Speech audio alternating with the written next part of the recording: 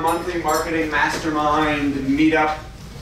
We should really come up with a sexy title. Meetup, greet up. If I knew a good copywriter, maybe somebody with a couple Emmys that could help me out with that. I think I might know someone. You might know somebody. All right. So we've got a bunch of new folks in the room this month, so I will give you a brief version of why you are here and why I'm here and why we're all here. Then we will dive into our agenda for this month.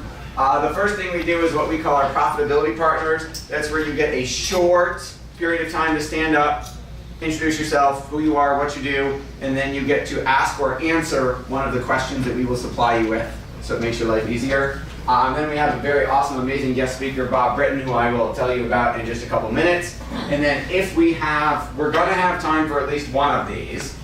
So every month we do what we call a implementation contest. So that means if you learn something here and you go do it, magically you'll get results. And if you tell us about it, you then get entered in the contest to win. And if you win, you win $100 in cash. So every month I give away $100.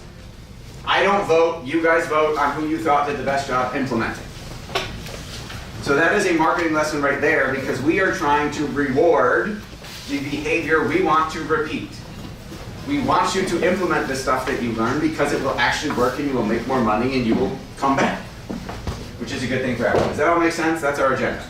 I doubt we'll have time for anything else, but that's okay. All right, so short reason of who I am and why you are here. So hi, I'm Seth. I am the founder of Market Domination LLC. We are one of the fastest growing privately held direct response marketing firms in the country, according to Inc. and Forbes. And we're here in Western New York because this is where I was raised. And the short version is I went to Syracuse University, undergrad. I originally started out, my life goal was to be an actor. That was my original degree, it was in theater. So you see how big my stage is. So we had a little diversion there, because what would happen is I get there, I'm loving life, I'm taking acting classes. Syracuse, in case you don't know, is one of the top 3 acting schools in the country. So if you want to be a Broadway star or a movie star, you go to Syracuse, you go to NYU, or you go to Carnegie Mellon. They trade places as to who's number 1, who's number 2, who's number 3, depending on who became a star that year, who graduated. So year I started, Syracuse was number 1. And it happens to be close enough that my parents wouldn't show up unannounced, but I could get home without needing a plane flight. So it met all my criteria. It also has a top 25 business school. So my parents, being wonderful, neurotic, supportive Jewish parents, said, that's great that you want to go chase your dream of being an actor, you should have a backup plan. And just in case it doesn't work out. Of course it's going to work out, but just in case. So the backup plan was business. So Syracuse had a top 25 Whitman School of Management, so I had the best of both worlds. So I'm at Syracuse, I'm there for a semester. My phone rings and it's my dad.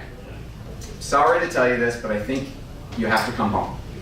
You have to transfer back to UB. Transfer to UB, no offense to anybody who went to UB, my parents went to UB, but you have to transfer to UB, you have to live at home, I can't afford to keep you there. And I, of course, freak out, call my mother, who was not on the phone, very upset, in tears, going, you can't make me come home, I just got here. And she said, your father just got the tuition bill, he's a little stressed out, don't worry, we'll figure it out. I said, okay. I take a deep breath, I relax, you go to class tomorrow, you'll be okay. Somehow they figure it out. Another semester goes by, my phone rings again. It's my dad, no, really, you gotta come home. Can't afford it, it's too expensive, we shouldn't have let you go. I call my mother, she says, I'll work on your father. So every semester this keeps happening. By the 3rd semester, I realized it was gonna keep happening. My dad hadn't figured it out that somehow they would manage to make it work. So my business degree sort of switched to finance. Because I said, I want to make nobody should have to go through this. If there's a way to find a better way to pay for college so that you don't stress your kids out or they don't graduate with a mountain of debt, I want to learn about it. I still hadn't given up acting. When I gave up acting was my senior year. All my friends who graduated a year before me and moved to New York or LA came back for homecoming to visit.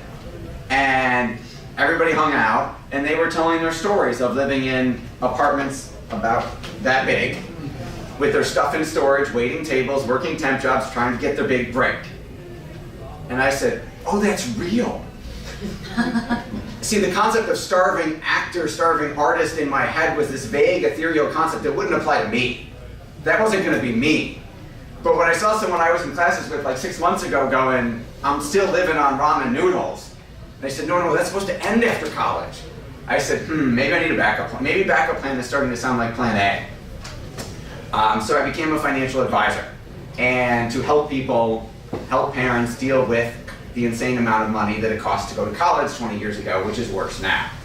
And after I started doing, the first day I passed my Series 7, I passed all my licensing exams, and my branch manager says, I got you a book. It's where every client is going to come from your entire career. And I said, oh my God, I am 22, I am young, I am dumb, I'm going to be rich, I'm going to get a Ferrari, I'm going to get a stereo, this is going to be awesome. Give me the book. I'm going to borrow this. He reaches behind his desk. Can I drop this or will it? It's not mine, it's Bob's. Oh, it's Bob's, I'm sorry. So he hands me literally the yellow pages, the phone book, and drops it on the desk.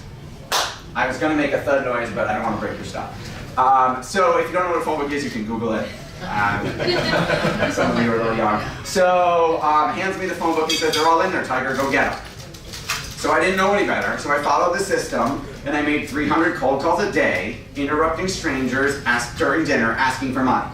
And any of you who've ever tried that know it sucks.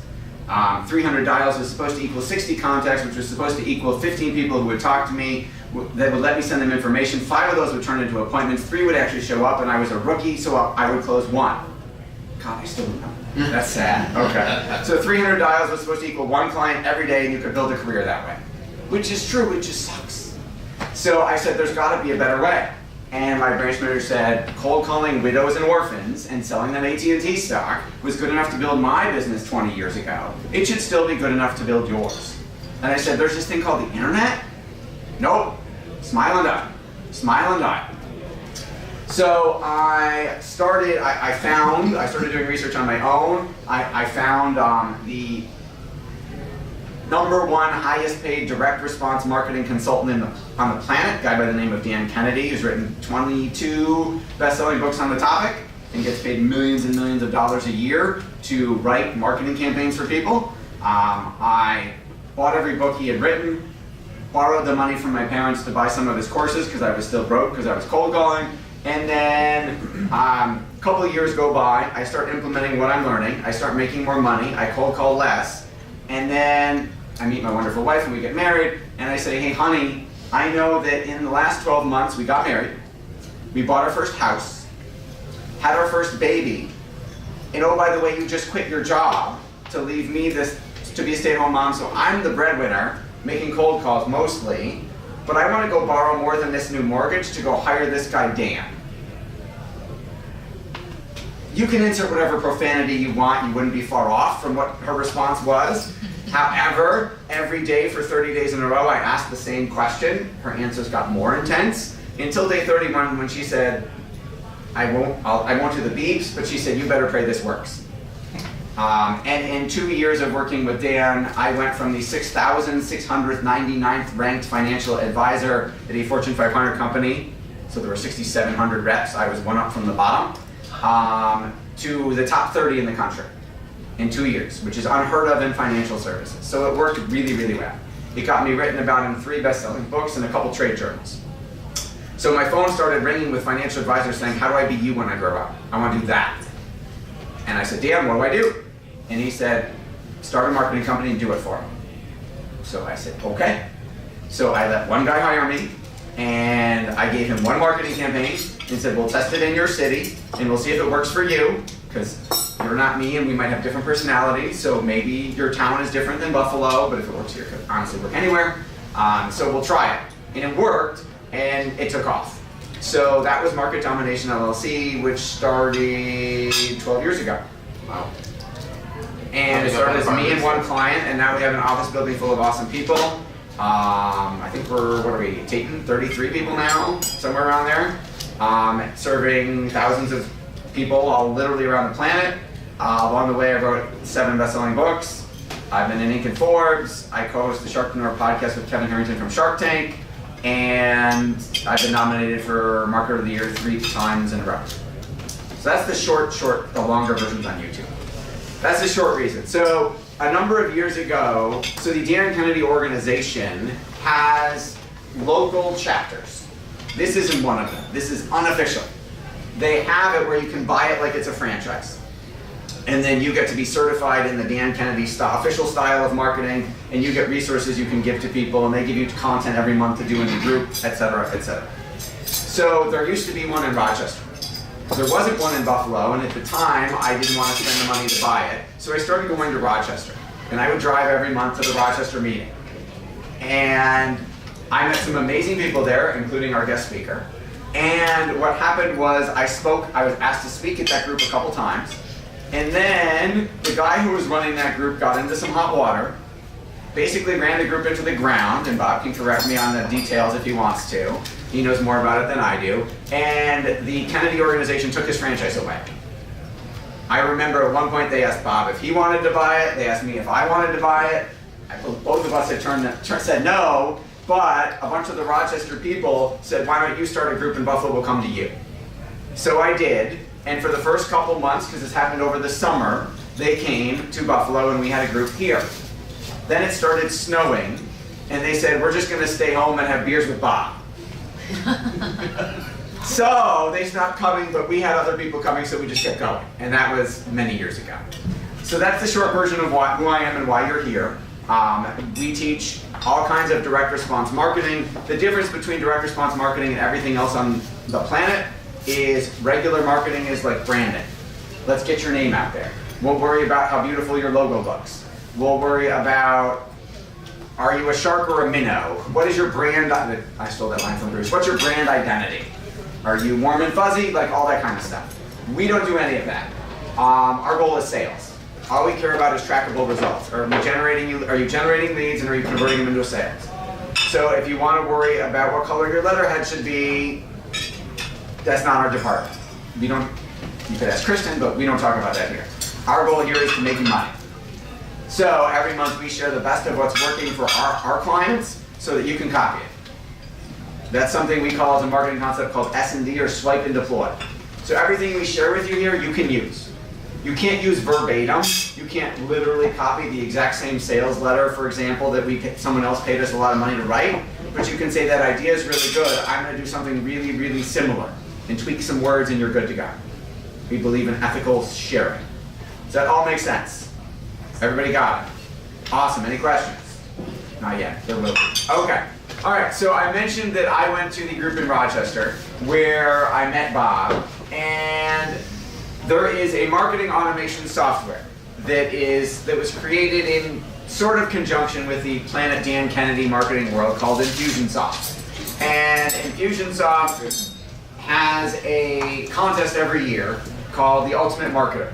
And there are tens of thousands, if not hundreds of thousands of Infusionsoft users around the world, many of whom compete to be crowned the Ultimate Marketer by having the best marketing campaign that lots of submissions, people vote, and winner, I think, money, maybe a Mustang. It's a big deal. And Bob is one of the few Infusionsoft Ultimate Marketers. So I had been friends with Bob for a while, and then had always been on me, why don't you do Infusion, why don't you do Infusion? This is back 10 years ago, or so back in the beginning. And I said, no. Then, not learning it, I'm still using Microsoft Excel, One Shopping Cart, Constant Contact, and about 7 other programs to accomplish the same thing that Infusion does. And I had one of the books I was written about in financial services was written by a woman called Mary Beth Kuzmesi, Red Zone Marketing, who you may know. And she came to town because her son's a hockey player, and there's always hockey tournaments that are national at the Pepsi Center. And so we got together, and she said, like 10 years ago, I want to launch a membership site. I want to launch a virtual coaching program so I can be on my laptop anywhere in the world. And I said, oh, Infusion could do that. So you need a funnel. So we didn't call it that back then. You need a website with all these different pages on it. You need traffic, and you need a place password protected for the members, for the different videos to go, and all this stuff. And we could do that. And she said, awesome. And she wrote me a check. And I called Bob. And I said, Bob, I think I need some of that infusion because I just sold this woman, sorry Mary Beth if you're watching, this entire package and I don't have a clue how to deliver it. And I need email, I need text message, I need everything. And Bob said, like, so you need to start from scratch knowing nothing, and you need to learn this all, and you need to implement it while you're learning it, and when do you need to learn it by? And I think he said, I don't know, not long, like 30 days. So I wrote Bob some of that check, and frantically started learning everything I could about Infusionsoft back then. We ended up building it successfully. We launched. I made the mistake of doing an early bird special for her membership site where the cart was going to open at 6 in the morning, and if you bought at 6, you got a discount as opposed to if you bought at 9 a.m. And my wife was like, that's crazy. No one's going to get up at 6 to save money, and I got to be at the office anyway, honey. And I drove all the way to my office, forgot my keys to the office, had to go home and get them, and had to go back, and lo and behold, we had sales at 6 in the morning. People were sitting on their computers waiting for the cart to open at 6 a.m. And it worked. And it launched our careers in the Infusionsoft space, in the marketing automation space, because of everything I learned from Bob. We've been friends before then and ever since, and we've paid him for consulting numerous times and driven up to Rochester. Bruce has been with me once or twice in terms of how to make our business more efficient, how to make our business more effective, how to accomplish more by literally doing less, which is what he's here to talk about today. This is a rare treat because if you want to pay for Bob's consulting, it's like thousands of dollars an hour, and you're not paying for it, so give Bob an awesome round of applause. Thank you for that brilliant introduction, my friend. You are Appreciate welcome. it. Was that relatively close to the truth? It was mostly true. Mostly true. It had a good air of truthiness to it. Yeah. So a mentor of mine told me a while ago, it's whenever you give a presentation, it's a good idea to get everybody laughing. So I always start my presentations with a couple of jokes. So I've got a few here for you. Laughter is the best medicine, but my insurance only pay me to tickle your feet. Maybe you could get someone to steal just the parts of your identity that annoy me. Everyone knows food is bad for you, but I don't know what else to eat. Yeah. And laughter is the best medicine, and now it's available in prescription form. Ask your doctor if chuckle tabs are right for you. All right, so a couple quick things. Seth invited me to come here and speak. I'm not a professional speaker. I do this because I am an entrepreneur, and I love other people who are out doing their own thing. And I'm also fighting a bit of a head cold that came down with a couple days ago. So if I have to stop and drink water, or if I hopefully don't cough on you, but dealing with that as well. But I really was excited to talk to a group of people again like this who are out there doing their own thing. And nothing gets me more excited than that. I'll give you a little backstory about myself later, but I want to tell you why am I here talking to you now? Where did this come from? And everything that I share with people is not theory. It's not, you can go read a book and you can go to college and deal with theory, get lots and lots and lots of theory, and that's great. But I've been an entrepreneur my entire life. I started my first company when I was 21, and I've never worked for anyone since. I've lived in the trenches. I've had 4 different companies. I've built them from the single-man show to $1 million companies, and I've gone on to do that and help other people do the same again and again.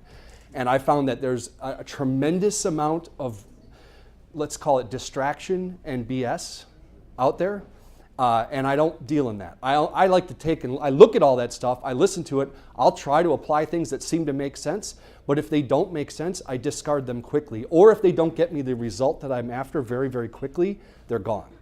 I've seen this problem escalate. Maybe some of you can relate that, especially over the last few years on the internet, there's crap like constantly in your face. Your Facebook feed is full of all kinds of people pitching all kinds of stuff. Even the idea, the terminology of a funnel.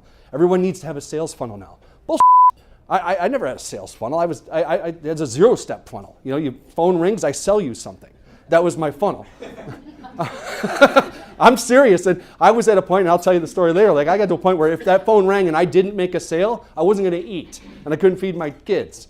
So that was, that's real, that's the real thing that I like to talk about. So everything here is not theory. All of this is stuff coming from practical application. So I want to talk to you about really increasing your results by doing less, because at the end of the day, We all know this. We got 24 hours a day, that's it. And out of that, how many can you actually work?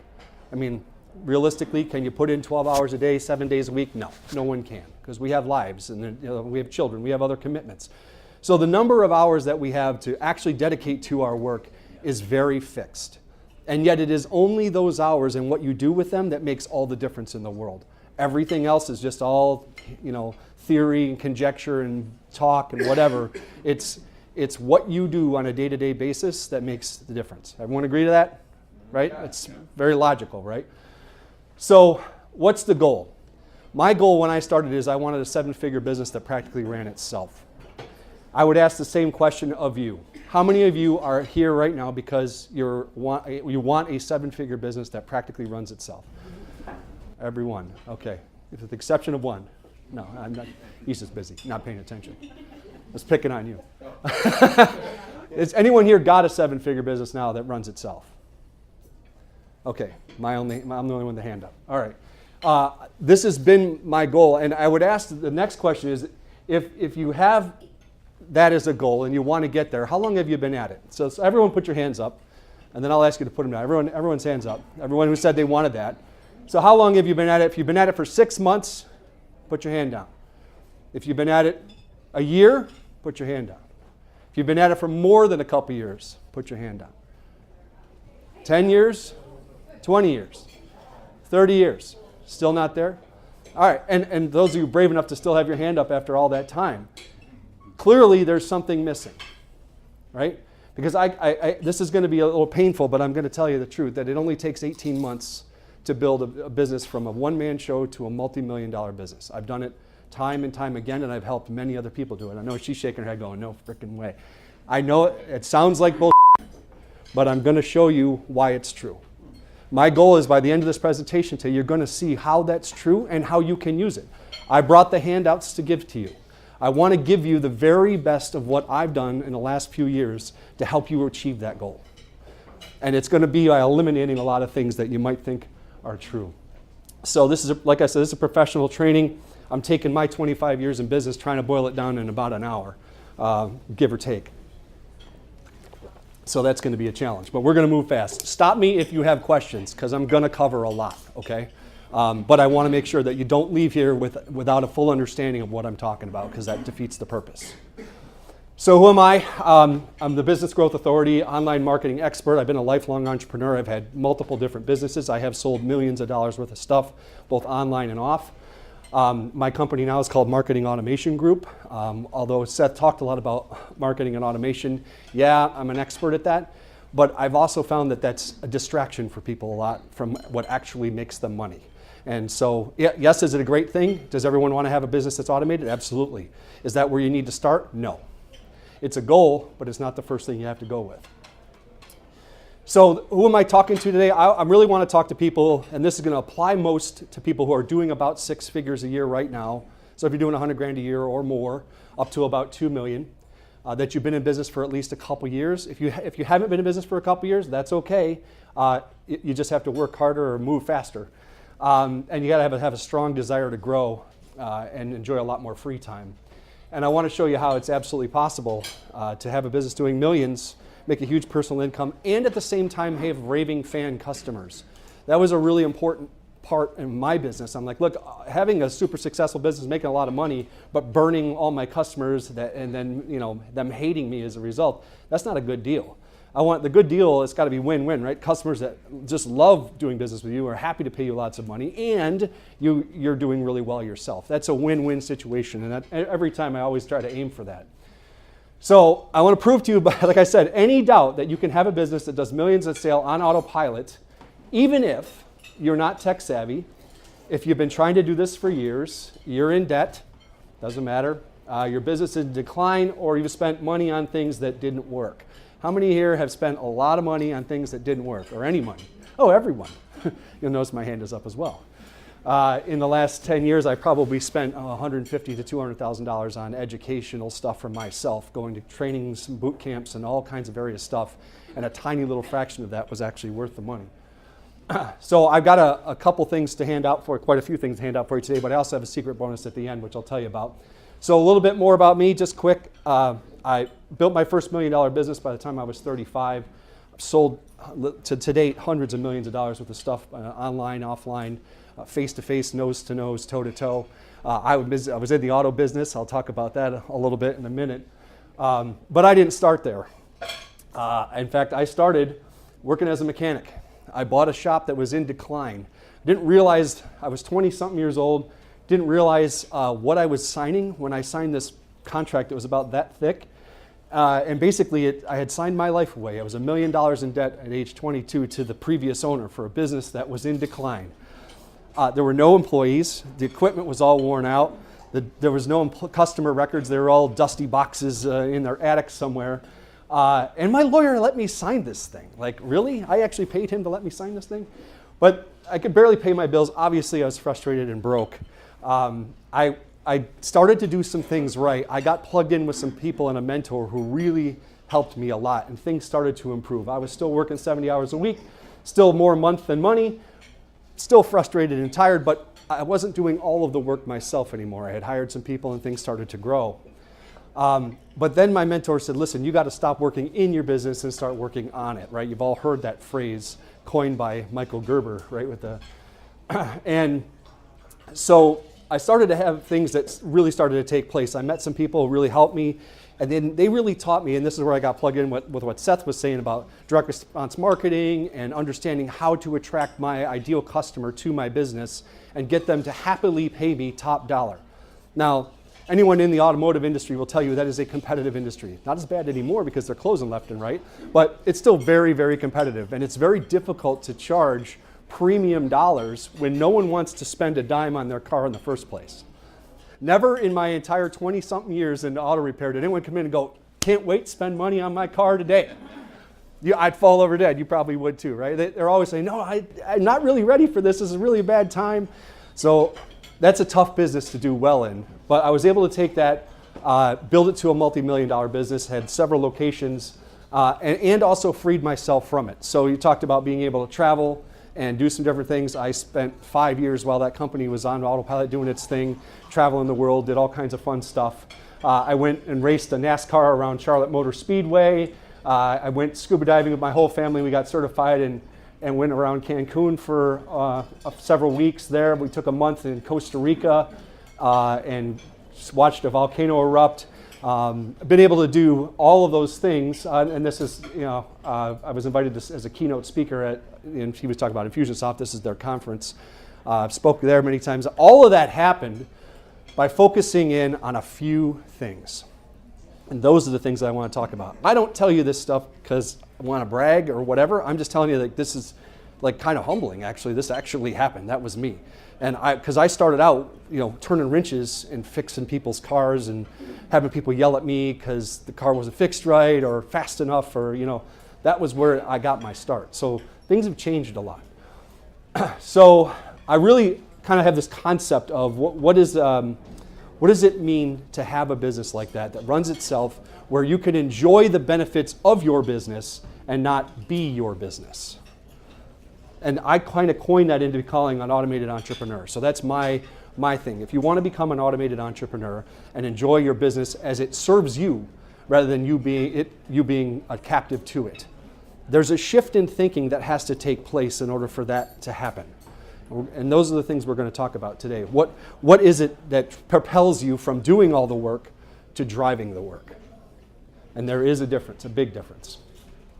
These are some of the people that I've worked with. I've helped to date dozens of people break through to 7 figures and beyond. Everyone on this board here, it's Lisa, Steve, Brett. These all people that started around 100,000 a year. They're now doing 7 figures plus. Are you talking about 7 figures in income or sales? Sales. Well, I can say that most of these people are also millionaires now. But the first thing that has to happen is getting your business sales well into the 7-figure mark. Yep. And why do you have to do that? By the way, I want to make this clear point before I get to that. It's not everyone. A lot of people get messed up in the head and think, and this is I'll raise my hand here too. I thought I had to be somebody that I wasn't in order to achieve that level of success. I felt like, oh, I got to be like Tony Robbins, where I'm just go, go, go, or I got to be like Grant Cardone, 10X, and I got to be somebody that I wasn't in order to get to this level of success. And I can tell you that that's not true. And the farther along I got, I started to meet some very, very wealthy people, and they're a mess. I mean, some of them are a total mess. I'm like, you got to be kidding me. He's got $20 million and he's a moron. But they're really good at certain things, and they know what they're good at. And so I can say to you with absolute confidence, it is not about the person. Whatever challenges you have, personal issues, whatever, it does not matter. What matters is the process. Are you putting the energy that, remember I started talking about that time that you have during the day, what are you spending it on? That is it. That is what matters over everything else. And so I want to really today focus in on that. And again, that's why franchises work, right? Because they give you the process. Like, here, just do this, and you'll be successful. 80% of the time, that's true. So this, again, I started to say before, this has come from more than 10 years. Fast forward and backtrack a little bit. I got out of the auto repair company, sold my company years ago, started doing consulting work about 10 years ago, just only do that. And I only work with small business owners that are doing between 100,000 and 2 million. I find that's my favorite sweet spot. I can really make a big, big impact. When you take somebody who's doing 100 grand a year and all of a sudden they're doing 100 grand a month, their life changes a lot. And I love that. And I got in the phone calls like, holy Bob, like, holy I'm like, yeah, I know, it's awesome, isn't it? Like, I got tax problems. I'm like, yeah, it's a good problem to have, right? It is. It's a whole lot better problem than going, how am I going to pay my rent? How am I going to pay my payroll, right? The IRS is not very patient. They are not patient, but when you've got enough cash flow, you can figure it out. Yeah. So that comes in. Then we hire someone like you to help us plan for that and figure it out, right? So I said before, a lot of time, I've spent so much time. I'm always like, I can't stand inefficiency. It drives me freaking crazy, right? So like you hear all this bullshit is like, that's 27 steps to do this and that. No, give me one step. Just tell me the one thing I need to do that's going to get me the result, or at least move the needle, right? I don't want to necessarily have to get all the way there, but I want to do something today that's going to make a difference tomorrow. That's how you start to gain momentum. And so I keep looking for new things. And there's some good stuff out there. There's a lot of crap. But I try to condense that all down into things that really matter. So let's quickly, I want to touch on this, and then we're going to get into the meat. Why do people fail? It is not the person. No one person is a failure. I can say this with confidence. I've coached people who I looked at and went, I'm not sure about these people. And they end up doing well because they follow the process. But they fail because they don't know what to do. They literally don't know what to do, so you just start bouncing around and going in a lot of different directions. Well, they'll try this for a day, and then they're over here trying that, and the next month it's this. Ooh, shiny hot squirrel. All right, anyone like that? Uh-huh. Okay, so that's number one. Number two, they're afraid.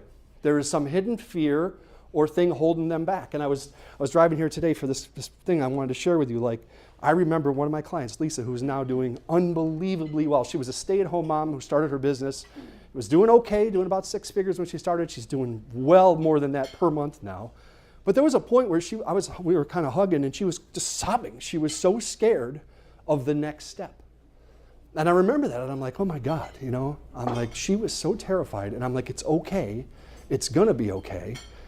I can see, because I could see what she could not see. And I knew she would get there if she just did the next step, but for her it was terrifying. To her credit, she took that step. And has continued to go and go and go and beyond. The only reason I was able to do that or get to where I was, because I had a mentor, I remember, never forget, I picked up the phone, I'm like, Dave, I'm losing it, man. This is crazy. I'm gonna go broke, or it's terrifying to me. He goes, nah, it's gonna be fine. Push go on that marketing campaign, you're gonna make a ton. And you know what? He was right. It was the most successful thing I ever did, and it was terrifying to me to push go on it. And had it not been for me to be able to pick up that phone and call him and have someone hold my hand through that transition, wouldn't be where I am now. So no support, they're afraid, they rely on poor advice. The poor advice is at a deafening pitch out there right now. I'm sure you could agree with that, Seth. Low output or no motivation can be a stumbling block, although I have found when you show people exactly what to do and give them a roadmap to follow, their motivation goes way up. So, and then no focus if you're constantly changing directions. If you are constantly changing directions, you cannot gain momentum. And momentum is what propels you to the next level. We all know that, right? All right. So we already asked this, that you're all there. The answer to that is you can't hit a target that you don't have, but you all have that. You've already said that you're aiming at that, so you're in good hands.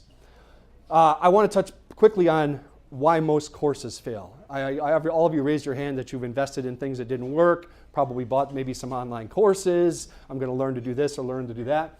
The problem with most courses is that there's no hands-on mentoring, and there's no instruction of how to apply what you've learned to your specific situation. Anyone felt like that? Like, okay, that's really cool, I see that, but I have no idea how to make that work for me. That gap right there is the thing that just crushes person after person. Then they start, after a while, people start to believe it's them. Like, well, I'm just not good enough. I don't know how to implement this for myself. Maybe I'm stupid, maybe, I've heard all of that.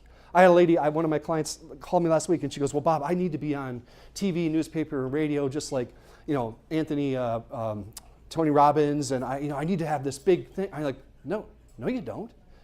Do you have something that helps people? Yeah. Have you sold it to people and it's helped them? Oh yeah. Well, what else do you need? But in her mind, there was this, a disconnect between that.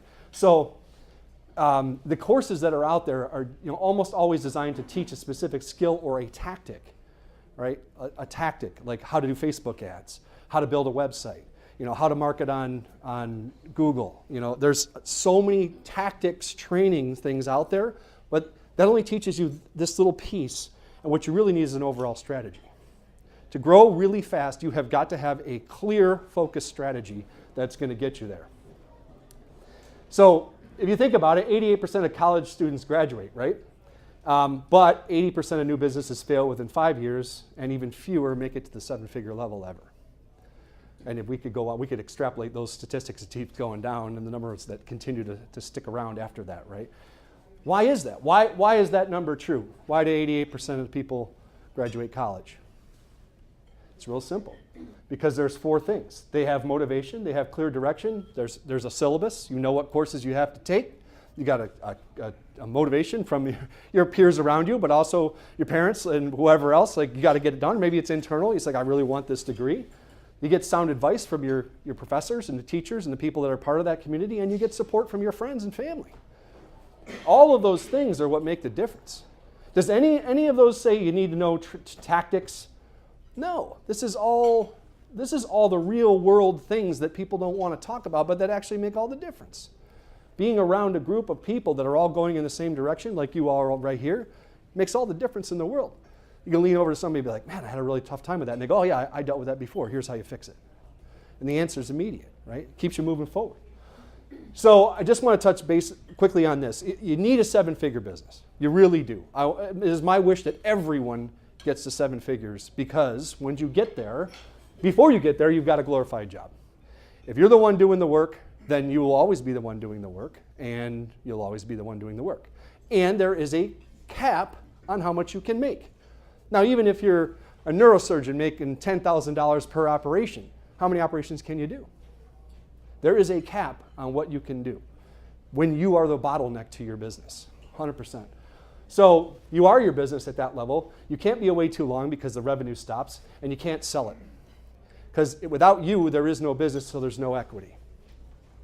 This last one here, and I knew when I got in the auto repair business, and that's another story of how I got into that, it was by accident, but I knew this one. This is the one thing that drove me. I knew I could never sell that company if it was me that was doing everything.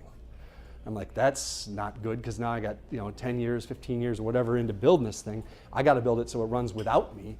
By the way, when I sold that company, and you probably back me up on this, very, very few auto repair companies will a bank loan the money to the new buyer to buy, because it's usually the owner that keeps the thing going. I hadn't been there in 5 years, so I sold it, and the bank gave a full loan to the new owner to get what he needed to get the purchase done. Very unusual. All right. So I have put together this, what I call my roadmap. So the first thing you've got to do is clear the road. You've got to supercharge your communication. You build your profit powerhouse, and you get to your peak potential. And I'm going to go through each one of these steps on this pyramid today, and what the challenges are. Excuse me for 1 second. I'm drying out here.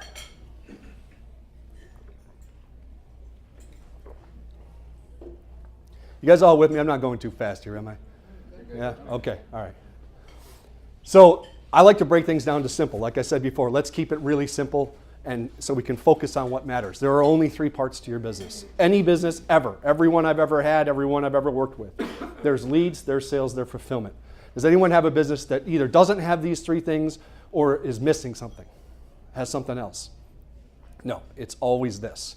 You need leads, you need sales, you need somebody to do the work, to fulfill to the customer. That's it. Every business has only those 3 things. We get screwed up in our head and we think it's all this other stuff and it's complicated. It's not. That's it. It's an entire business right there. Right? So the 3 key goals, my 3 key goals that I focus all of my clients in on when I start to work with somebody, I say, 1, you've got to have an automated lead generation system. There has to be a way outside of your own personal efforts that leads come into your business. Now, you don't necessarily have to handle all those leads yourself. Maybe it's online, maybe it's your website, but you have got to start to think about having an automated lead generation system. It's an absolute must. And by the way, if you think that that's not true, in today's world, your competitor will crush you if they have this and you don't. You can't compete. So somebody who has their system automated and you have to go to networking meetings in order to generate leads, you lose. I'm sorry. The business world has gotten way more complicated and complex to drive a business to that level. So you've got to have this. You've got to have a predictable sales strategy. When I say predictable, I'm not saying I love to talk to people on the phone, and I ask them the first question is, what percentage do you close? If a new lead comes in, you're talking to somebody on the phone, what percent do you close? They go, I'm really good on the phone. Okay, well, what does really good mean? Oh, I don't know. Well, give me a guess. I mean, you're telling me you're really good at it. I mean, if you get 10 calls, how many will you close? Oh, probably 2 or 3. Now, in my world, that's horrible. Maybe in their world, that's great. But in my world, if you got a qualified lead and that phone rings, it better be closed, because there's a shift into thinking. Nobody picks up the phone and calls your business if they don't need your service. The only reason that phone rang is because they need you. It is your job now not to screw it up. And I see most people screw it up and they don't even know they screwed up. Bill, you talked about it right there. They don't even know that they missed the sale. Or I worked with a client one time, he goes, well, I gave them a quote and they went away. I go, what the hell did you do that for? Why didn't you just sell them something? You had them on the phone. Well, they didn't even know that they were supposed to sell them something right then and there, or even that was possible, right? So you got to have a predictable sales strategy so that you know if 10 calls come in, that 2 or 3 or 5 or 8 or 9 are going to close, and you know that predictably. And you got to have a fulfillment department that produces a consistent, high quality result without you. This last piece, I know these may sound complicated, but when you start to break them down, they're really not that complicated if you focus on them, and that's what we're going to talk about next. So, getting into the focus thing, let's talk about your to-do list. How many people here have an action item list or a to-do list they work from? That ends today. Your to-do list is the dumbest thing you can possibly have. There's a statement for you. I'm going to beat you up because I told you no bullshit, right? So I'm going to give it to you straight. Your to-do list 9 times out of 10 is full of the wrong things. And it actually prevents you from growing. And I'm going to show you why right now. Because what you do is the only thing that can have an impact, but just doing lots of stuff does not build success. Some of you raised your hands. 5 years, 7 years, 8 years, 10 years, you've had the goal to get to 7 figures. I'm sure you're busy. Unless you're just sitting at home playing video games and drinking beer, you're out there doing something. But maybe what you're doing isn't the right thing. And it's your to-do list is where it starts. Because doing things is not what leads to success. Because not all work is created equal. I started, this kind of was like one of those aha moments. I heard this and I was like, not all work is created equal. Well, what work should I be doing? What work is really the issue here, and how do I decide? And so this idea really caught hold with me. I'm like, all right, well, let's look at that a little bit deeper. Because here's the thing, that where this specific thing came from. I work with all these clients, right? And I'm working with people, and they're all getting the same information. They're getting the same coaching. They're getting the same help, support. They're getting all the things that they need. But some of them are crushing it, and other ones are not. So I started to ask, what the hell's the difference? They're both capable people. I know that they're capable people, so it's not the person. They've got the process. Why are some doing well and some aren't? And it came down to this. The farther I drilled down the farther I started to look at that, I'm like, all right, well, there's something here. And what it is because work falls into two categories. There is maintenance work, which prevents loss. Okay? But it's low to no return on investment in maintenance work. And then there's growth or high return on investment. So that's must do versus could do. I must fix the car so I can pay the bills, get it out to the customer. Okay. But I could work on a new marketing campaign that could bring in millions of dollars with a new business. I could write a book. I could build my online presence. I could do a presentation and build a group like this and start teaching what I know. But if your to-do list is overwhelmingly filled with things that you must do, they only help you maintain, and you will only ever maintain.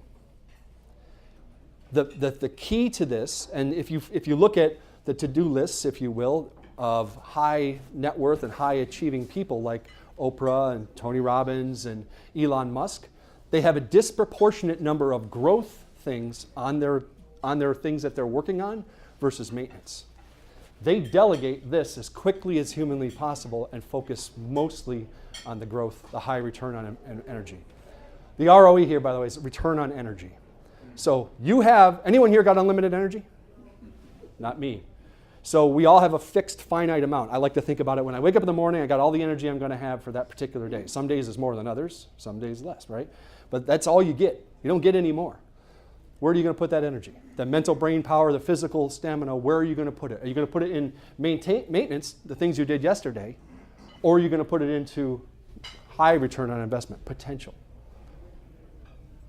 That one idea to me was like, oh, crap. I never really thought about that because I'm really good. I'm sure all of you are really good at getting a lot done. I've never met an entrepreneur yet who wasn't really good at getting a lot of things done. Because it's kind of like our MO, isn't it? It's like as a business owner, we got to get shit done. We got to move. You know, we got to kick those things off that list. But the truth is, if you just stopped doing half of those on that list and focused in on other things that you could do that would bring high ROE, what would happen? So you have to start to ask yourself, what's the payoff? For everything on your to-do list, your action item list, ask yourself that question. What's the payoff? What's the return on investment or return on energy spent for this item? If it falls into the maintenance category, you've got to find a way to either get rid of it, stop doing it, or delegate it really, really fast. And I like to go through this in different categories too, things that you care about, money, health, status, relationships. You look at the things that you do through all of that, through that filter. So here's the reality. No matter how efficient you are, if you're working on the must items, you'll never grow. And you will miss key opportunities. You say, I'm too busy. The three words that kill more businesses and crush more people than anything is, I'm too busy. Or four words, I don't have time. That destroys where you're going and your ability to focus on the opportunities that come along, because they will come along. And you have to have the bandwidth to be able to say, yeah, I'll take that. Yeah, I'll do that. That's a good opportunity. And you've got the emotional energy and the space, because you've created it, to go after that opportunity, because that's where the big growth items are. Are you going to hit it every single time? No, you're not. But the likelihood of hitting pay dirt when you're focused on growth opportunities is exponentially higher, because the maintenance opportunities are never going to get you there. So for years, I was 10 years in the auto business, and I didn't really grow. I did some things that were better and better and better. But then all of a sudden, I had an opportunity and to change the way I was doing things, to change the way I was thinking about things, and to say yes to a mentor when it came along. And in 18 months from struggling to two locations doing millions of dollars each, like, holy good thing I said yes to that, right?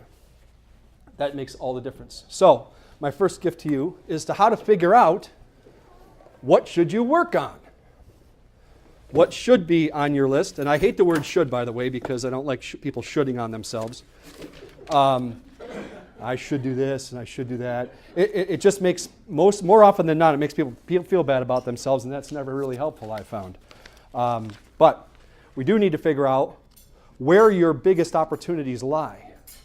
And we need a simple and powerful way to do that. Would you pass one around? So I've created the opportunity worksheet. Yeah, you're all going to get a copy of this. And this is a framework, by the way. You can do this on a whiteboard if you've got one. You got a chalkboard. Do whatever the hell you want.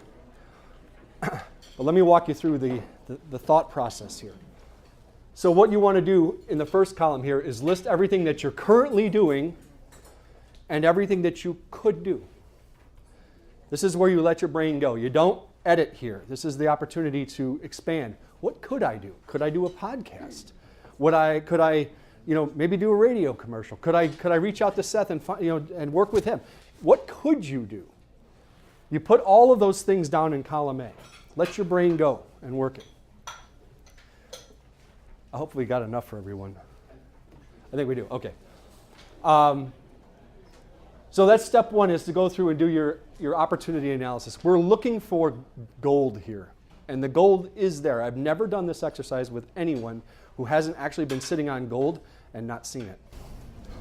Have you found it helps when somebody else is asking you the question? Yes. That's a really great question. Yes. Yeah, so he said, do I find it helps if somebody else is asking the question, so it kind of draws you out? Absolutely. I was going to suggest that you do this. If you have a team, you've got a spouse, you've got somebody else that understands what you're trying to do this with them. This is a very powerful exercise as a team. Yep. So the next thing, once you've got your brain down, you've got your things you're doing now and the things that you could do. Please include the things you're doing now, because that's an important part to this. Then you have to go over and say, okay, I want you to rank everything in column 1 by the time needed for completion. Now, obviously, this is an estimate. You're not going to be able to pick this exactly. You're going to have to kind of guesstimate it here a little bit. But you're going to say, okay, well, that's going to take 3 weeks of work to get that done. This one's going to take 4 weeks. This one's almost no time at all. And you're going to rank everything in terms of time. Then you're going to go back over everything again in the third column, and you're going to potential ROI everything from 1 being very, very low potential ROI, maybe a maintenance item or even something you shouldn't even be doing, to 10 really potential high ROI. This could really make a lot of money if it takes off. Or, and I see this a lot in people's business, I know that would do really good, I just haven't gotten around to it. Like they say to themselves, I know that would make a lot of money, I just haven't done it. But you got to rank those things by estimated gross potential on return, right? Potential profit. Then, once you're done with all of that, here's the magic. You're going to pick 3 things that have the lowest amount of time and the highest ROI. 3 and only 3. Now, the beauty of this is people always say, well, if I don't, if I only focus on that, I'll miss this. No, it works exactly the opposite. You're focused on 3, you're only working on 3, now you have space to focus and be available for those 3, rather than trying to do 20 and you're not good at any of them. And you never get anything done. Anyone suffer with never getting it done syndrome? Okay. It happens all the time. Bill's the only one, Bill and I. The only honest men in the room. All right. So you want to go through and rank that and pick 3 that have the lowest amount of time, highest ROI potential, and then we got to go to the next step, which is the next worksheet.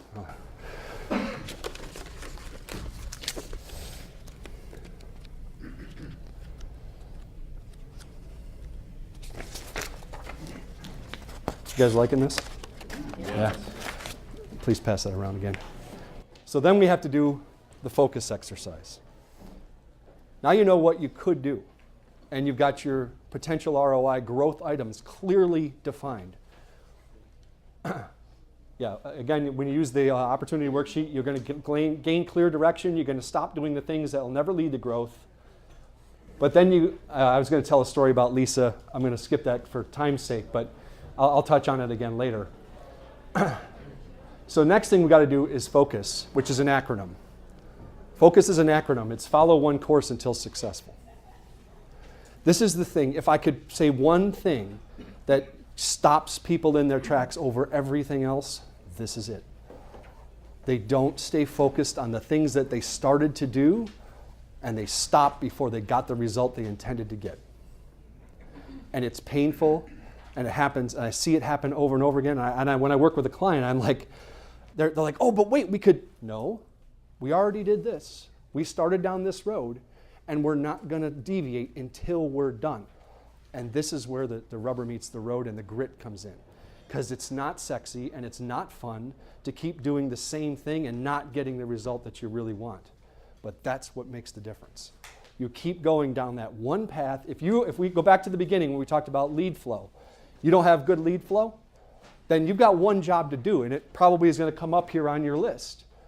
And what do you got to do? You got to focus on that and only that. Now the beauty of it is, on the opportunity analysis worksheet, you wrote down everything else. It's not going to go away. You wrote it down. It's right there. You're not going to forget. You can always circle back to it another time, but you're not going to focus on it now. You're going to focus on the three things. So you've got to stay really, really focused, and it's never taught. Nobody teaches this. And in fact, I've watched hundreds of courses, and people never really tell you that this is the thing that makes all the difference. The people that are super successful that I've worked with were able to focus on a limited number of things. I had a client I was working with. He does new business startups. So he'll form an LLC for you and help you get off the ground. He does coaching and consulting along with it. And he's been doing it for about 19 years. And he sells his services for about $600-700, depending on the client and what he's selling or setting up. And I'm like, well, first thing I went like, what? $600-700? He's like, yeah. I go, well, how much you make in a year? He goes, oh, about $150,000. I'm like, how long you been doing that? Oh, about 19 years. I'm like, all right, we're going to stop doing that. We're going to change that now. We're going to repackage everything, and we're going to sell it for $3,000. You're going to do the same services, but we're going to present them in a different way. We're going to add in this and this because it's going to give value to your customer, and we're going to sell it $3,000. He goes, well, I don't know how to do that. I go, that's all right. I'll show you how to do that. And so we worked through, and Bill, you were talking about doing recordings. I had him record his calls, and we worked on his sales presentation until he started closing $3,000, $3,000, $3,000, day in and day out. Now that's a 400% increase in his profitability. We didn't do anything. It's the same work. Actually, it's less work because now he's getting paid for what he was already doing before but didn't know how to present it in a way that would make the customer really want it. He didn't know how to build the value of that in their mind that made it totally worth that few $1,000 investment. But then once he did, it changed everything. Now he's got money, but my point was we had to stay on that particular thing. He didn't do that overnight. It took a couple of months of coaching and working with him and doing the phone calls and him failing to get to the point where he started to hit it. He's like, oh, I screwed it up. I knew I screwed it up after I did it, but he knew that he had made a mistake, and then the next time he didn't make that mistake. That's where the grit comes in and the focus. So the next worksheet is the focus. So now you're going to pick the three things that you were focused on out of your opportunity worksheet, and you're going to break them up into a couple of quick steps, quick action steps. What are the things you need to get to accomplish focus 1, 2, and 3? Usually, if it's more than 3 things, you can extend this out. But this is, again, a rough template to work from that I found to be very, very useful. It keeps people focused on those particular items. All right, I need to do this, check it off. I need to do that, that's done. On to the next thing. This will automatically put you into high growth mode. If you do just these 2 pages, you will shift from maintenance to growth. And what do you think happens when you do that? You grow. You're way more productive. Way more productive, your business grows, everything changes because what you're doing on a day-to-day basis changes. And that's the only thing that can have an effect, right? By the way, this is high brain work. If you think you're going to sit down and just 2 seconds, write this all out and you're all done, think again. Most people I put through this process, they tell me afterwards, like, Bob, that was exhausting. I'm exhausted. I didn't do anything. All I did is sit here and think about this. And the answer to that is the hardest work you'll ever do in your business is thinking about it. It is much easier to just do with no thought into what you're doing. Does this change the type of clients you take on? For me? No, for anyone that does this. Do you find that this changes, you change your business model by doing this? Sometimes. It depends. Some people have a good model, but they're not putting enough energy into the right area. right? If we go back to the beginning, like, I've worked with people like Lisa. I'll tell a quick story there. So she had phenomenal lead flow. She was really good there, but she had no predictable sales strategy. No one had sat her down and said, you're in business by haphazard and happenstance. Where's the predictable sales process? And she goes, I really don't have one. Okay, well, let's fix that. So we focused and only did that for 6 months. And we decided that for her particular niche, it was a webinar that would work best. So we created a webinar. She started to drive people to it. Very first webinar she did, she made a couple $100. Next one she did, she made a couple $1,000. 2 months later after that, we kept tweaking it, making it better. She made $50,000 and then $100,000. Every time she would do a webinar, she was hitting 5 to 6 figures. So I'm like, a good thing we focused on that, huh? She's like, yeah, no kidding. So when you use this tool, you'll know exactly what to work on. You'll stop being distracted. You'll have a plan and you'll know what steps to take. You'll probably be tired after doing it. But you'll have a sense of accomplishment because you know you're doing the right work and your business will grow very, very quickly. So let me tell you a quick story about Brett. He used these 2 worksheets. He discovered his biggest opportunity was to make it more efficient for his customers to place orders. Now he's in the virtual tour industry where he'll go in and photograph a house that's listed or do a business and give you a virtual tour, on 3D online. And he did these 3 things and pretty much overnight his sales grew 40% without really changing too much. But he just had to focus on the right things. It was a huge increase. Anyone like a 40% increase in the next 30 days? Yeah, right? That's pretty cool. So it's back to here. So we covered clearing the road. Let's talk about supercharging your communication a little bit. But by the way, this is the fundamental piece down here at the bottom, the baseline, because if you don't change your activity, nothing can change. We all clear on that? If you do the same thing, you leave here now, you're like, boy, that was a really great presentation, but I'm going to do the same thing I did yesterday. Well, then you didn't really hear it. You didn't get it, because that's not the point. You've got to clear the road and change what you're doing so you can get into the next phase. The next phase here is tactical implementation versus strategic planning. There is so much noise out there about tactics right now. If you're spending time online, yes. I just want to go back to the whole must-do and opportunity. How do you work on the opportunity without sacrificing the quality of your product or service with all the must-haves that you have to do? Right. If you're not wealthy enough to pay somebody or delegate what you're talking about. Yep. So Find the time. Well, you have to balance. So if you're, I'm assuming you're the provider, and as you're working, you're getting paid, right? You can leverage. Well, I took the jump where the work on your business, work in your business. So now I only work 2 days a week. I have 6 providers. okay. So, but now I run all the back end, which includes all that ordering and all that. Yep. But I'm not ready to hire somebody to do that. I don't have enough money to hire. So I love to bootstrap businesses, by the way, and bootstrap means you have no money, and we got to get to $1 million fast, right? So that's really challenging, but super fun because there's a lot of stuff that can happen really quick. So I started this business a few years ago with a business partner. It's called Computer Service Profits, and we were going to sell information marketing online, and we had $0 in the budget to start. Well, we both had money, but we're like, we're not putting any of this. We're going to see if we can bootstrap this from nothing. So we needed someone to do the fulfillment of, like packaging stuff up when we made a sale and shipping it. And we did all these marketing. At the time, this is before there was automated marketing available that can do this now. But at the time, we needed someone to lick the stamps, put it, So yeah, so we went on Craigslist. Well, first thing, my business partner said, well, let's reach out to the mom network and see if there's any stay-at-home moms that want to make $10 an hour staying at home when they're watching their kids. They're happy to lick stamps and put crap in the mail for us. And a woman raised her hand. She goes, oh, I'd love to do that. I'm home all day. I got nothing to do. The kids are napping. I got hours during the day to do. And we're like, well, how much do you want? She goes, oh, $5 an hour would be fine. We're like, we'll give you 10. And so she would do it every week, and it got done on basically no money. I mean, this cost us such a tiny little thing. And so that was one idea, but I see that kind of thing all the time. You got to ask for help and keep asking. So look at all those activities that you do that are all maintenance activities, and think about, all right, how can I get someone else to do this? Is there a way to automate the process? Can I have it, be done by somebody else? Can I get a virtual assistant? These days, there's a lot of other ways to fill those gaps, but you have to be consciously thinking about, I can't do this. You got to get mad. Like, I can't do this. I have to do that. So you start to really put all of your intention into, I need to find people who are willing to do. And you would be amazed what people will do, especially if there's a flexible schedule involved. There are tons and tons. I mean, look at all the people that are driving for Uber, that are driving for Grubhub and delivery. I mean, thousands of people are doing these part-time things because they can do it when they want. They make a few extra bucks. They're everywhere now. Start looking for them.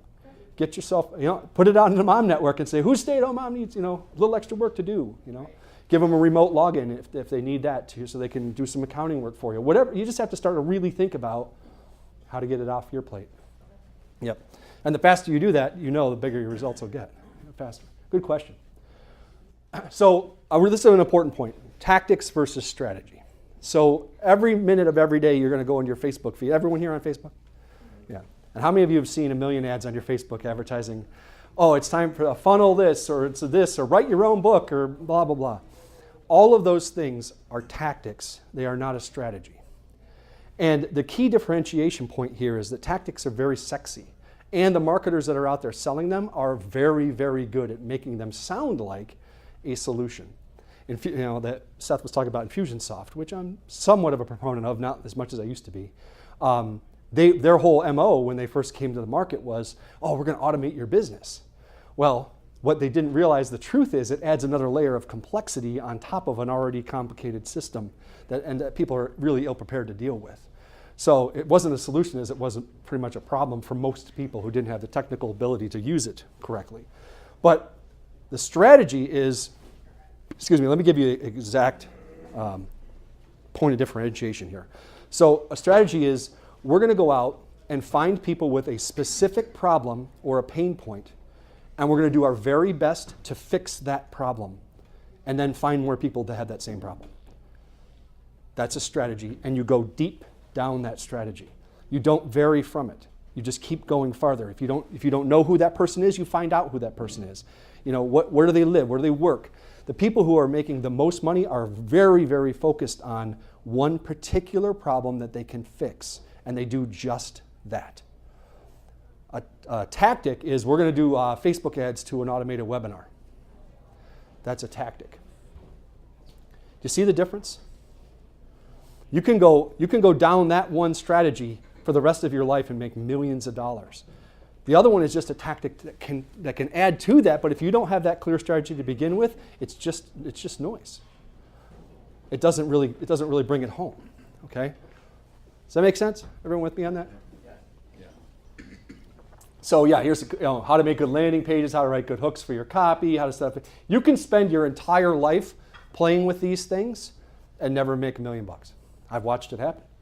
I've seen good people get lost in this wasteland and never really gain any momentum. And that's sad. So I like to call it the awesome rule of one.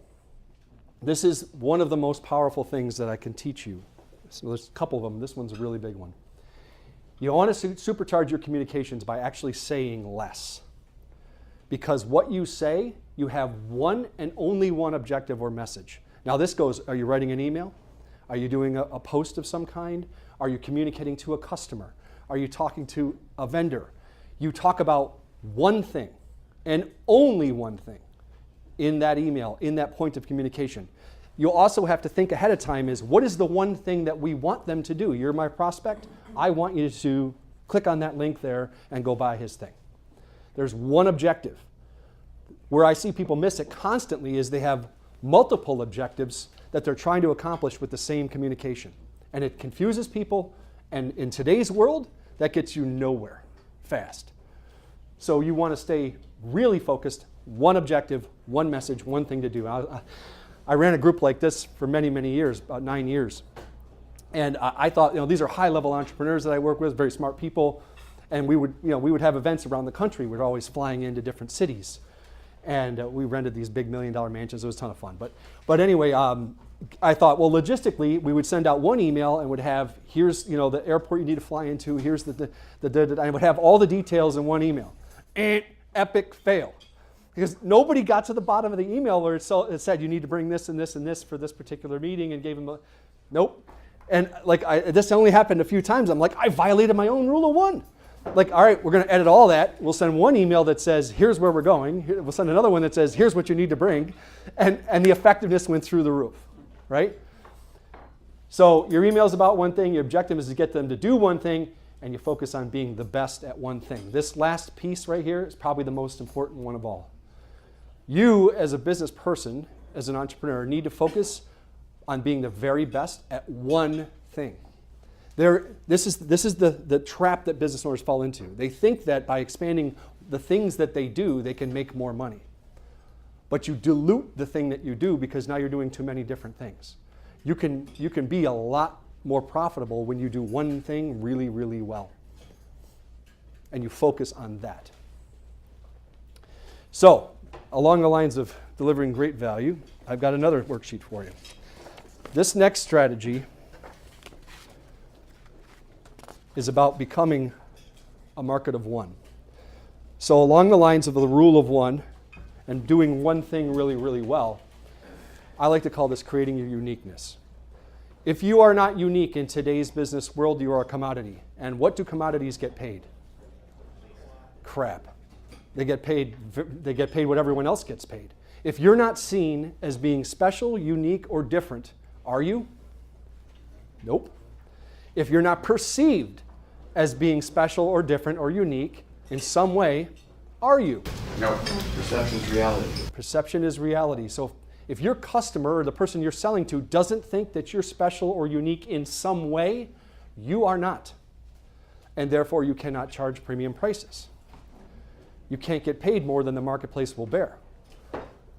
But one of the secret keys to getting out of the commodity world and into a business where you can charge what you want and charge premium prices is creating the perception yourself. This worksheet is about creating perception that separates you from everyone else. And it is incredibly powerful. I like to start off by saying, giving some examples here. So if you have a unique process or you do something different than everyone else, then they're going to perceive that you're different right away. So I'll give you an example here. So how many people know what a 3K service is? A 3K service. So right now, that example alone, no one here raised their hand, no one had any idea what the hell I'm talking about.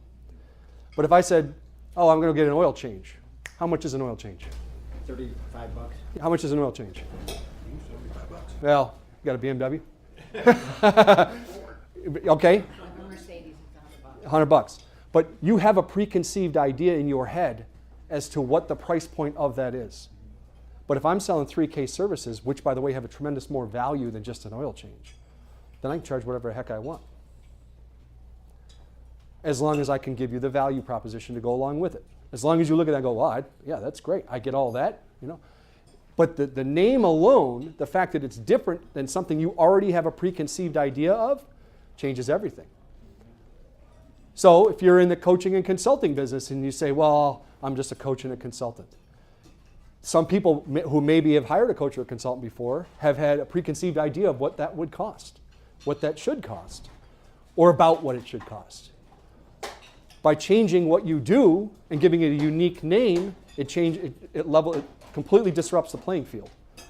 It moves you to a different place. I teach people how to become automated entrepreneurs. There is no place else on this planet that you can learn how to become an automated entrepreneur other than from me. I created it. It's my process, it's my steps, it's my training.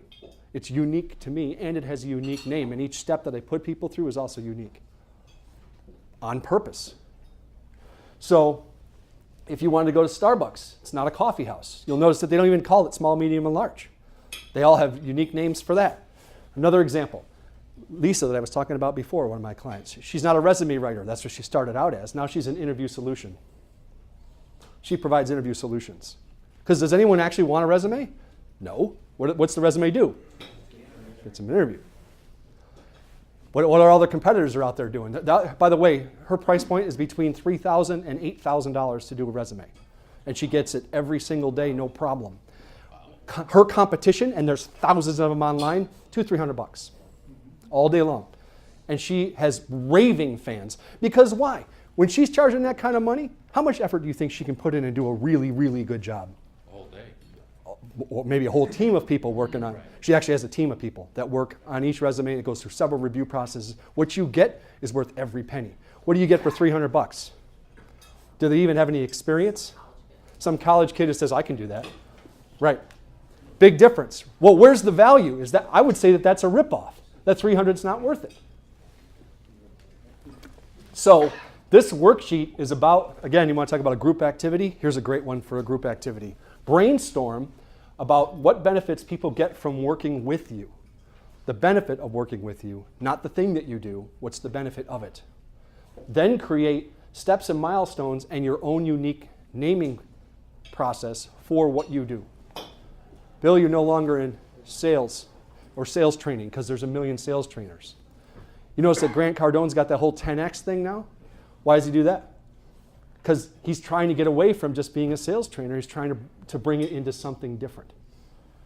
There's too many sales trainers. You've got to create something that's unique to you. By the way, I know Bill from a while ago, so I'm not just picking on you. No. So then you can break it down into different steps along your process, if indeed that makes sense to you. Not all businesses work that way, but it can. Like in your business, I'm sure there's a process between when the phone rings and then what happens next, and then what happens next, and what happens next. Create your own process. I'm working with an automotive repair client right now. He's doing really good. He's got a couple $1 million business. But he got this the other day. He's like, oh man, I should have my own process. Yes. Because when they call you and the customer calls or a prospect calls, says, well, what should I do about this? You say, well, you don't have to worry about it because we have the Bachman process. And the Bachman process does this, this, and this, which addresses all of those possible contingencies. Our process is unique to them, which separates him from everyone else. I don't want to like hype it up, but this is actually really powerful stuff. If you will take it and use it, it will make a huge difference in what you do, okay? So you'll instantly stand out from your competition. You create a market of one, which is you. You can charge whatever you want, and your perceived value skyrockets. Just by being different, you immediately stand out, and that has value in and of itself. If you did nothing else, you automatically go up a notch in your prospect's mind. So I'll give you an example of how this played out. Another client of mine, Ashish, so he used the uniqueness worksheet to create what he called the 5R process. Now he calls it digital transformation, or he used to, but he works for big companies that want to build a new website and integrate a point of sale system and put all this stuff together, sometimes automated marketing. And so he used this new process that we created to respond to an RFP, which is request for proposal. I don't know if anyone's familiar with that, but big companies will put out an RFP to a bunch of different vendors, and then the vendors have to compete to get the bid. And with it, he was selected out of hundreds of vendors for a $65,000 project, which was, by the way, the second largest he's ever had. And they pulled him in afterwards and said, your 5R process and the way you explained it to us addressed every one of our concerns, and it was the best presentation we've had. Just like that. What do the R's stand for? Yeah, it's his process. So I'm not 100. It's like remedy, reuse. He gave each thing a name that we're familiar with, but then he explained how each one of those things benefited the customer. So, we'll do this first, whatever the first R was. And the reason we do that is because we found that people have this and this and this problem. Well, how did we come up with those? Because all of his previous customers had this and this and this problem. So we started to just build out that value proposition throughout that. Make sense? Yep. And so it was such a logical process, but most people don't think about it that way. He had never thought about that before and made all the difference in the world. By the way, I want to point something else out here. Now, we put some effort and energy into create this. But when you do this kind of work, you're building an asset for your company that you can use again and again and again, and you can use it in different ways in different places. It's not something that's one and done. This is an asset. This 5R process is something that he can then use in his marketing. He can use it in his emails. He can use it in his phone calls. And every place that he goes and talks about his business, he's the 5R guy now. Which, by the way, no one else has, right? So, you've got to clear the road. You got to do your opportunity analysis. You got to focus in on what you're working on. You got to supercharge your communication. You got to do the rule of one, and you've got to create your uniqueness. Any questions on those? All right, how are we doing on time, Seth? So Bob, my uniqueness, is I am a sales coach, but I operate with less talk selling. Is that not unique enough to get? That's a good start. So if I were you, I'd grab the whiteboard and I'd write. So here's how I came up with the automated entrepreneur years ago. I had my team and we sat down, we're like, we need a unique process that we're going to call what I do. So we started writing all these words down, like, well, I like to work with entrepreneurs. I like to automate processes if I can. I like to sell online. I like to, so we just started putting all these words out there, and we went to thesaurus and started throwing more words on the whiteboard. And then we started kind of jumbling them together. And then all of a sudden that popped and we're like, that's it. That's what we're going to call it. It doesn't have to be that complicated though. I saw another guy that did something and he called it the Bachman process because his last name was Bachman. Right. That works too. It's still a differentiation point from anyone else. That's the key, is making it your own and adding value to that process. Like, so when somebody calls and they say, well, what do you do? Well, I put people through the Bachman process. Well, what's that? That's the exact question you want them to ask, because that gives you the opportunity to explain what makes us better. Oh, it's our process. And how is that unique? Well, let me tell you how it's unique. Da-da-da-da-da-da. And it includes all these things, which, by the way, our competitors don't. Oh, awesome, right? That's the reason my card says has corporate plumber on it, because I want people to ask me. Corporate plumber. Right, but if you can get into a conversation, 9 times out of 10, you're going to get the sale, right? It's being a sales guy. But about 10? Okay, that's perfect timing. Yeah, I forget what I got coming up here. Okay, I got one more handout for you guys. I want to make sure I over-deliver on the value. Well, actually, that's a lie. I got 2 more handouts. All right, we'll do this one first. So speaking of value, let me grab one from you there. Creating value is something that a lot of people don't instinctively know how to do. I've worked with enough clients to know that this is not a natural human gift. You have to work at it. You don't really know what do people consider valuable. So when I say to you, here's this piece of paper, if I don't explain what's on it, it's just a piece of paper. It's worth nothing. But if I say to you, what I'm handing to you right now is 10 years of hard work, refinement. I've read 1,000 books and tested this on 100 different clients, and this will make you rich. If I say that to you, did I just build value to this piece of paper? Right? Now that may sound like hype, and I did hype it up a little bit, but this is actually many, many years that went into this of refinement and testing of how do I help people build value. So I wanted to give you something that you could take and go, okay, I can use this as a guide. Because I find that it's a lot easier to create something when you've got something to start with. Give me a framework to work within, right? Rather than just trying to create it from zero. Like you want to be able to have something to start with, and that's exactly what this is for. How do you create value for what you do? You use the value proposition generator.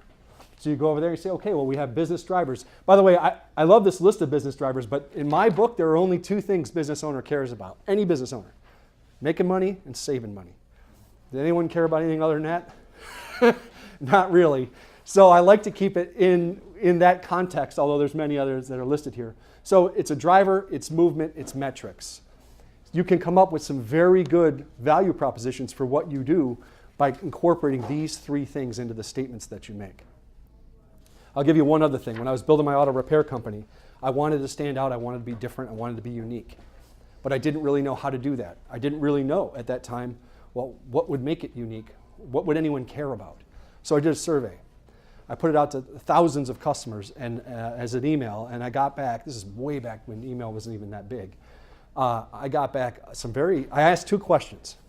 I asked, what's one thing that you hate about auto repair? And what was one thing that you like about our current service? So I was trying to get both sides of how do they perceive us now? What's one thing that they hate about the industry? Now you can imagine I got some very colorful answers back. But a lot of it, once you drill down past the initial stuff, I got things like, especially from women, I hate that it smells bad in the waiting room, or the people are rude to me, they speak down to me. We heard that I don't understand when they try to tell me that I need this done with my car, I don't understand what they're saying. They don't take the time to explain it in a way that I can understand. So I got a lot of really valuable feedback. So what I did is I took that feedback and made it marketing for my company. And I said, at Professional Auto Care, you will never be talked down to. Our waiting room smells like fresh coffee at all times, and there will be no dirty parts or anything lying around in it. I took every negative of the industry and flipped it to something that we had a policy about at our business. And it made all the difference in the world. So that added value, and another way to add value other than using the proposition generator. All right. So imagine if you had everything you need to finally achieve your goals: clear direction, sound advice, motivation, and support. Are you excited what we just talked about? Anybody here? Yes. Thank you. So how confident are you, though, that you can do it on your own? 10%, 25, 60?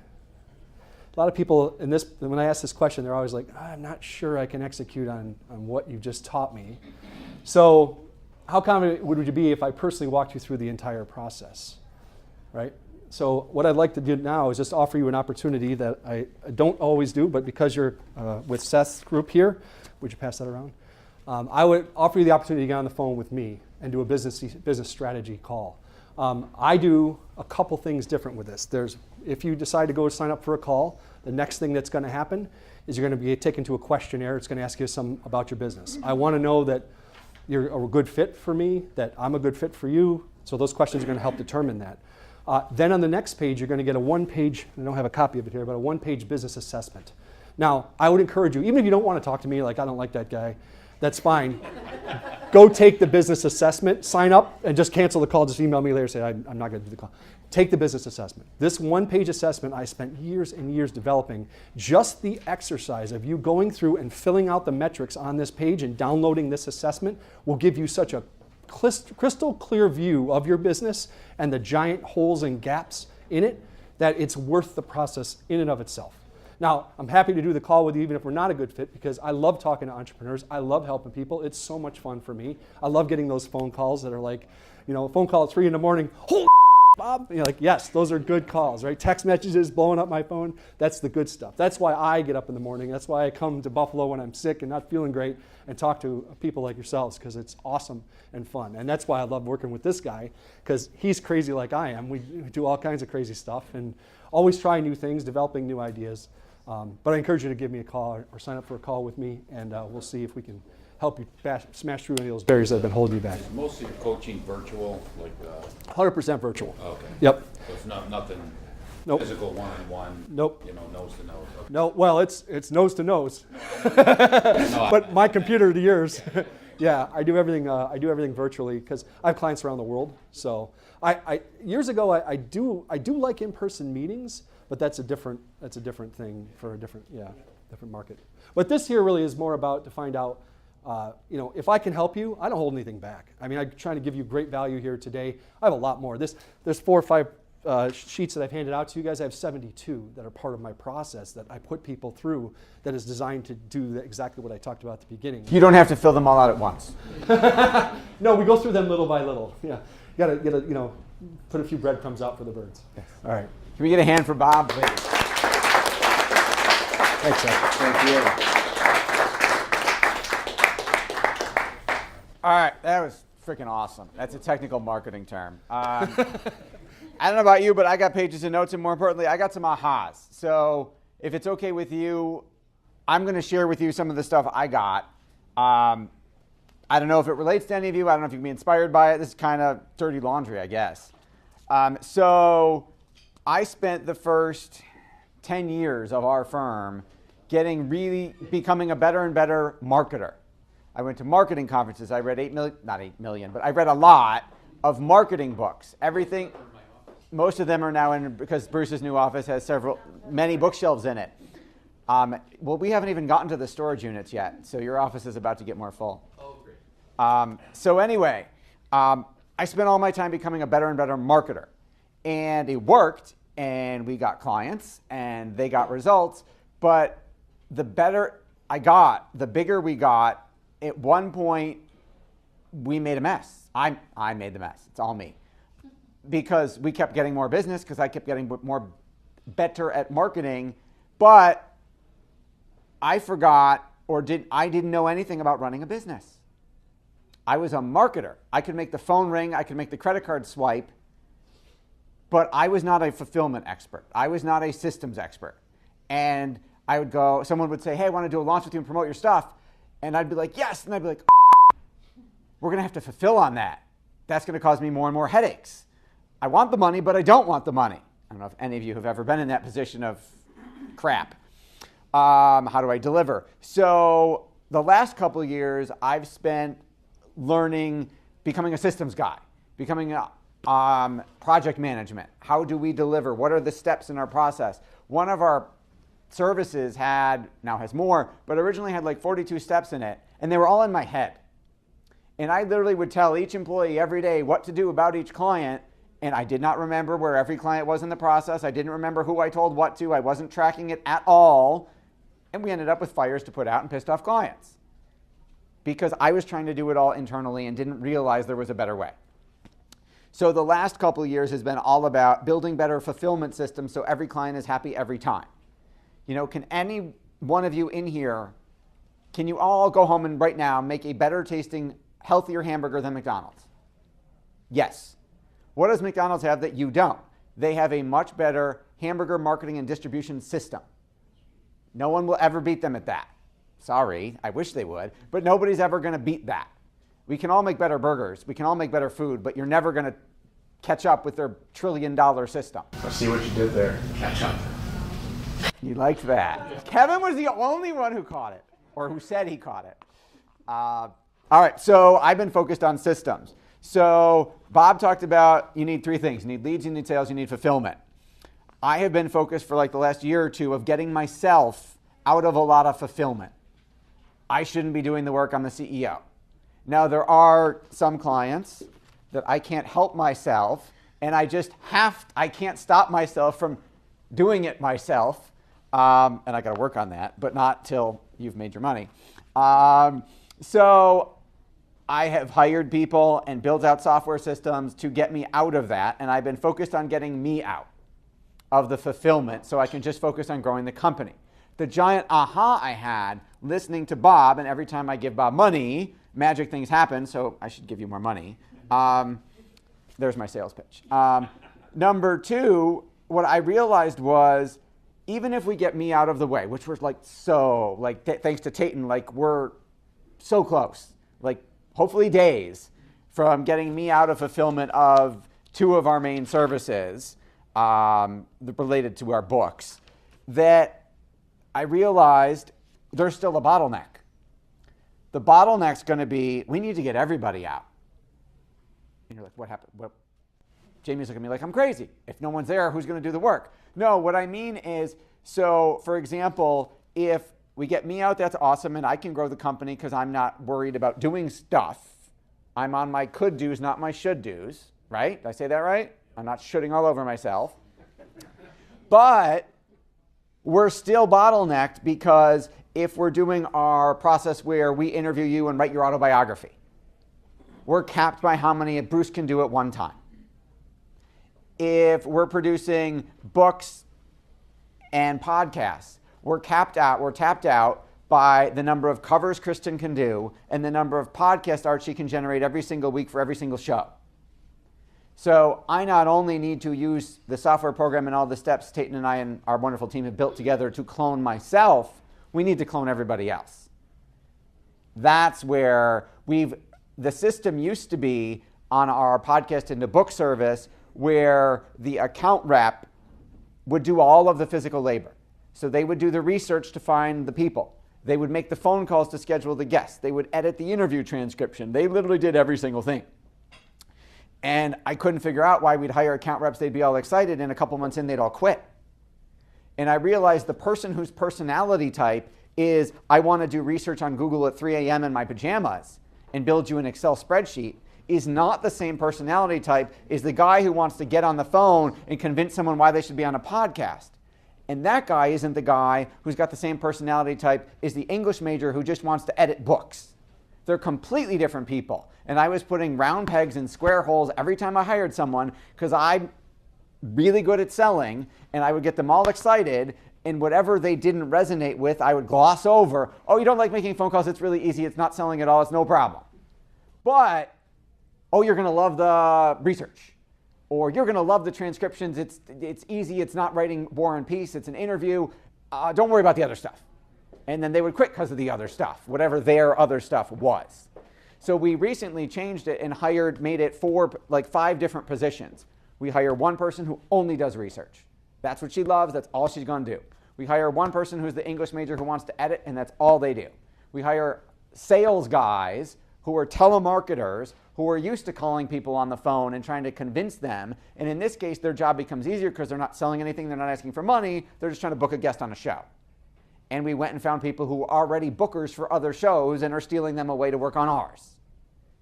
So that reduces a lot of stress, that reduces employee turnover, that increases our ability to scale.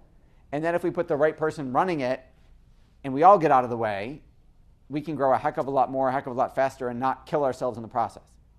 So that's my giant aha, was we don't just need to get me out of fulfillment, we need to get everybody in our physical, everybody out of fulfillment. So that was worth the price of admission many times over for me. And we also need to come up with sexier names for our services.